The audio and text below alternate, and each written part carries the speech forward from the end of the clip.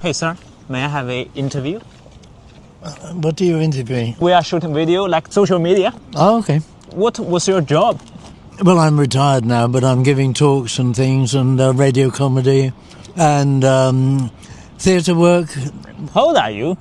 87. And when did you retire? I never retire. I never retire. I'm on the go all the time. Why do you sit here?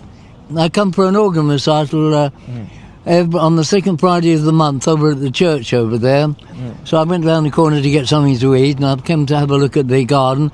Why did you choose the job? I don't know, it just happened really because I was in the Royal Air Force and I went out to worked in Southampton and worked on the H-bomb shops out in Christmas Island. That was in 1958. We worked in Air Ministry London in civvies, we didn't wear in uniforms, on Churchill's war room. We were working two floors down, and you had to phone up to see what the weather was like, to know whether it was raining or not, because obviously we were working two floors underground, you didn't know what the weather was like upstairs. When I went out to New York, we flew out on civilian aircraft, British Overseas Airways, BOAC it was, and came down in New York in a blizzard in 1958. Didn't see anything of New York. Flew across the States to San Francisco on TWA, Trans World Airlines, which we called Try Walking Across. And from San Francisco we flew out to Honolulu, and then from Honolulu out to Christmas Island in civilian, in Royal Air Force planes out to Christmas Island. Another time I spent a month during the Suez crisis in 1956, when those in Cyprus went out to Suez. And then I was back in London, Air Ministry London. When I came out of the Air Force, I went to live on an island in the Bristol Channel called Lundy. It takes about 3 hours to get to the island, 24 knots. Coming North Devon or Bideford. And they've got about 23 self-catering places now. When I lived over there, it was a privately owned island. And there were no licensing laws, and the pub would stay open as long as anybody wanted to drink. I can remember the publican and his girlfriend. They got a row or something. It was about the publican and his wife. They were having a row, and there was a great big jar on the counter of pickled eggs. She suddenly picked up this enormous great jar of pickled eggs, tipped it up and poured it all over him. What was the things you cannot forget? Pessimistically or optimistically? You know, a lot of people today, they're in the 70s and 80s. And when we started this appreciation society, which we call Jackass, JHACCAS, which stands for Jack Holbert and Cicely Courtnidge Appreciation Society. She became a dame. So I've been running this society for about 34 years. We bring out a magazine irregularly 6 times a year. We have something like 50 to 100 members, and we meet on the last Friday of the month on the Club for Actors and Actors in Bedford Street, London. Of course, most of the members were in their 70s and 80s at that time, so they're all dead now and gone on. And so we repeat a lot of the articles which we've written in the magazine 10, 20, 30 years ago. How many children do you have? I've got 2, and they're both married now. Mm-hmm. My son lives in Lancaster Gate, and my daughter lives in West Brompton, so they're fairly close. Who take care of you? Nobody takes care of me, I take care of myself. I live by myself, I do my own cooking, I run my own garden. My son comes in once a week to see if I'm still alive, I suppose. Where is your wife? My wife died 10 years ago. And sorry to hear about that. Sorry. She was from Iran. She was Iranian. How did you know your wife? Well, actually, I met her in England, and she was one of my rather more mature students when I was teaching in London. We went down to the West Country one day between Christmas and New Year, and we got snowed up, and so we were down there for about a fortnight. We couldn't drive out because of the snow, so we couldn't get back to London, and then we got married on the 13th of January.